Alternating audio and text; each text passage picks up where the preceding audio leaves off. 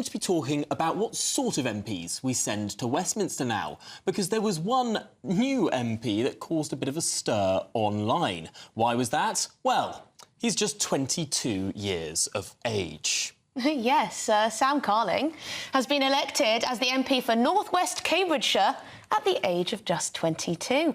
He beat veteran Conservative Shailesh Vara, who'd held the seat for nearly 20 years. Well, he's been questioned on whether he has enough life experience for the job, and we're asking, should there be a minimum age limit for MPs? Or is it right to pick IQ over experience? Here to debate this is writer and presenter Emma Webb, who thinks there should be an age limit, and Reform UK spokesperson Anne Widdecombe, who says intelligence trumps experience. Oh, well, there you go. Emma, I'll start with you. Hang on. Anne Widdecombe, you're shaking your head there. Do you have a better introduction? I did not talk about intelligence trumping experience. No, I didn't say OK, that. well, you don't think that there should be an age limit, Anne. And let's go to Emma. Sorry about that. Emma, why do you think there should be an age limit? 22 years too young? I think there's a good argument for having, even if it's just by convention, an age limit. I mean, I wouldn't, if I were running for Parliament, I certainly wouldn't run under the age of say 35. It's just simply because, maybe call me old-fashioned, but I think that people should apprentice themselves to life in some way before they can really properly represent a constituency. I do think that experience and wisdom is something that you can only gain with age. And, if you look at this MP who's only 22, I went to the same university. I would have been in no state, regardless of being a councillor, to become a representative of so many people at such a young age. So I think that there is a good argument for it being conventional for MPs to be of a slightly older age, just simply because I think you need, as I say, the opportunity not only to apprentice yourself to life, but also to have the humility to apprentice yourself to the political and constitutional system in some way. OK, Anne Widdecombe, what do you make of that? Well, first of all, there is a minimum age, though it is, of course, 18. You've got to be able to vote in order to stand for Parliament.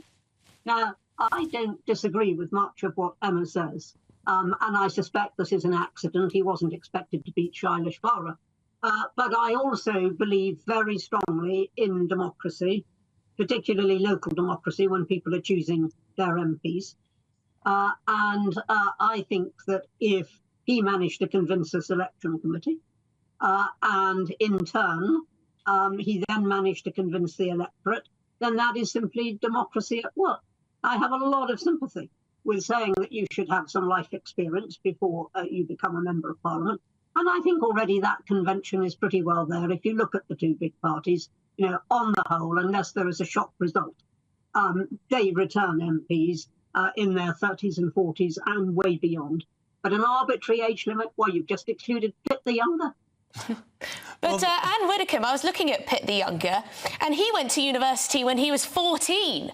So he gained more life experience more quickly than this chap who's just straight out of university. Well, look, a lot of people have life experience quite early. For example, quite young kids, 13, 14, can be carers for disabled parents. They get a life experience that most people don't get. Now, I know that doesn't apply here, but it does depend. You have to convince a selection committee that you're ready for the job. I have no doubt at all that they thought they were just giving him a practice run. It didn't turn out like that, but let's see what happens. Now, Emma, should we be too incensed about all of this? Because, really, we had the same thing when Boris Johnson won his landslide. Sarah Brickliffe got elected at pretty much the same age. Again, probably not expecting to win. When you have big landslides, this sort of thing happens. Does it matter if it's 1 or 2 MPs out of 650? Well, as you say, he's not the only youngest MP, and Emily actually took the thought right out of my head there, because someone like Pitt the younger, of course, he did go to university when he was 14. By the age of 17, younger than most people go to university now, he was already studying at Lincoln's Inn to be a lawyer. And so people in the past had much more life experience at an earlier age. If you think about the kind of maturity of young people straight out of university, I do think it's a problem if you have too many MPs who are of a younger age. And we do seem to be seeing... Nan's shaking her head there. I said you don't have too many. I mean, I would agree with you. If our Parliament was that age, I'd be worried. You don't have any.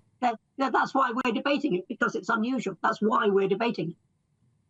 I think actually, it's also that we have an issue in Parliament with trying to not be too harsh with mediocrity, and I think adding younger, inexperienced people into a house that is already somewhat mediocre, the quality of debate is already extremely poor. There are less people for them to apprentice themselves to. Emma, does it matter that this guy has got 7 A levels, that he's a bit of an egghead, not just visually, but clearly academically? And does it matter that actually, in the last Parliament, there was a survey of MPs asking them a simple maths question, and 49% of them got it wrong. I wonder, Emma, is it not better that we have people who can, you know, add up? Well, I mean, just because you've got all of those A levels doesn't necessarily mean that you can add up. In fact, just because you've been to Cambridge doesn't necessarily mean that you could do simple addition. But look, I think we do have a serious problem, like I say, with mediocrity in Parliament. That is more of the problem than age is an issue. But of course, it's going to exacerbate it. And frankly, the qualifications that you have on paper mean absolutely nothing. You can have all of the technical knowledge in the world, but governing is a practical art form, and you need to be able to apprentice yourself. And if you had to choose, would you choose intelligence or life experience, if you had to choose? I don't accept that it's that sort of binary choice. And let me say this, you need all sorts of abilities in Parliament. You need people who can analyse legislation, who can analyse arguments, who can weigh up evidence. He, I reckon, will be pretty good at doing that. You need people who can speak, but you've got some MPs who can't speak for toffee. You know, you've got a whole range of experience there in Parliament. You've got a range of characters. You've got, you know, the very flamboyant, like Nigel Farage, and the extremely shy and retiring. You hardly know their MPs. You know, you've got the range there. Now, you know, let's start getting too prescriptive. Well.